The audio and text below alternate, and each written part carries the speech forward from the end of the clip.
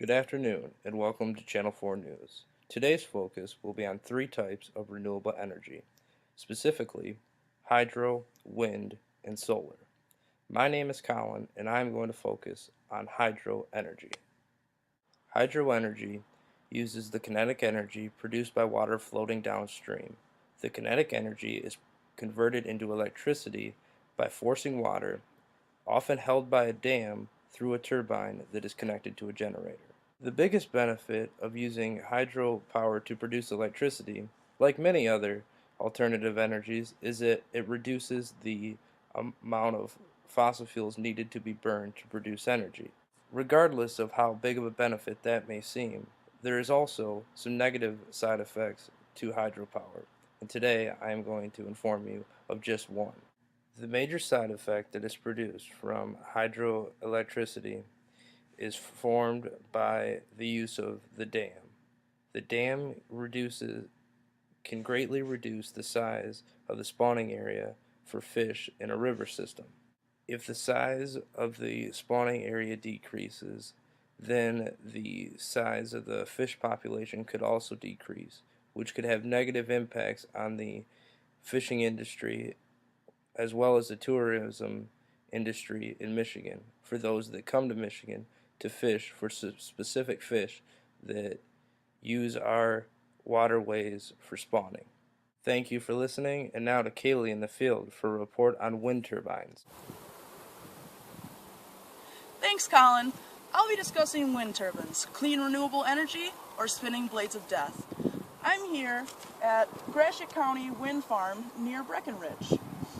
This is Michigan's newest and largest wind energy facility, encompassing 30,000 acres, peppered with 133 1.6 megawatt turbines, like these behind me. Wind energy, like other green energies, does not pollute the air or add more greenhouse gases to our atmosphere. Wind energy is also renewable since wind is naturally occurring, and it'll be around as long as the sun is going to be around, unlike the fossil fuels that society is so reliant upon today. Sounds like a pretty sweet deal so far, right? But what about the fatalities? Bird fatalities have been documented for years, but bat fatalities are more recent. Bats can die by flying into these spinning blades or by something called barotrauma. Barotrauma is caused by a sharp change in pressure. Like any airfoil, these moving blades create zones of low pressure behind them. When a bat flies through this pressure change, it causes hemorrhaging of internal tissues like the lungs, ears, and even the heart and blood. Barotrauma accounts for 90% of fatalities in bats found at wind energy sites. Right now, you're probably all thinking, who gives a shit? It's just some creepy bats.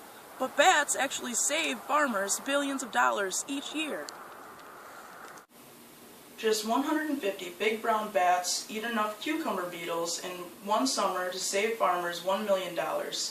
Approximately 600,000 bats were killed just last year by wind facilities, costing farmers billions. The USGS stated that the value of pest-controlling bats in the U.S. alone is near $53 billion annually. Bat populations are already on the decline due to white nose syndrome, which is a fungus, an invasive fungus from Europe that is now found in cave systems in the U.S. It affects the bats during hibernation and is 100% fatal. So, should we try and find a new means of energy, or just add to the bat death toll? Kaley Genther in the field. Now over to Sam Parker at our sister station. Sam? Thanks, Kaley. This is Sam Parker reporting from Albuquerque, New Mexico. New Mexico has the potential to provide more than enough of the state's power from solar energy, but there are disadvantages to this type of power. Though solar panels are versatile and are a great way to provide fossil fuel-free, abundant energy, one major downfall is the fact that solar panels, along with many other advanced technologies such as smartphones and wind turbines, require rare earth metals to function. These metals are actually very abundant in the Earth's crust, but they require lots of energy to mine as they are widely dispersed and occur in small amounts. The mining of these materials requires a cocktail of chemicals and a large amount of waste, which risks contamination of drinking water and surrounding vegetation, as well as soil erosion and acidification. There are not strict environmental policies put in place for the mining of these materials, and miners are likely to disobey the ones that do exist as the need for these metals increases with the rise of high technology. Economically, though government subsidies exist for solar power, the price of installing panels as well as repeatedly buying batteries is more than it would cost to use conventional energy sources. Some suggest that as technology and design of panels gets better, the cost will go down, but as for now, it is a pricey form of renewable energy for individuals. Next up, news of a potentially huge methamphetamine drug ring right here in Albuquerque. The DEA suspects it is headed by this man, aka Heisenberg. More on this story at 8. Now back to our economic analyst in Michigan for a report on these renewable energy sources. James? Thanks, Sam. First of all, costs for all three types of these energy sources are decreasing over time. Technology is improving rapidly to harvest more energy. Currently, the best solar panels can use about 44% of the sun's energy, wind turbines can use about 30% of their theoretical maximum amount, and hydroelectric is capable of achieving over 90% efficiency. These prices vary depending on location. For example, the windy interior region of the country is the lowest cost region for wind energy, while solar energy is more efficient in areas like California or Arizona. According to the Energy Information Association, wind energy could be one of the most affordable options for the new electricity generation, alongside new natural gas units. Interestingly, solar thermal is very far down the list, costing upwards of $400 per megawatt hour. However, since solar technology is rapidly evolving, this number could change drastically in the next couple of years. It is also important to note that these prices vary depending on location.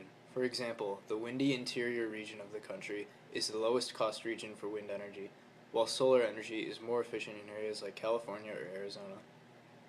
Also, when assessing new sources of energy generation, utilities also consider risks such as fuel prices, risk of future environmental regulations, as well as cost. This chart, taken from the American Wind Energy Association, predicts what costs and risk will be like in 2015. Wind and solar seem to be extremely low-risk energy opportunities, while many other methods, such as nuclear and natural gas, are relatively high. Overall, we don't really know which source of renewable energy will be the best. Perhaps a combination of many sources is the best solution. Regardless of the answer, technology is improving rapidly as the threat of global warming gets stronger, and alongside it, the demand for alternative energy increases. Thanks for watching. Have a good one.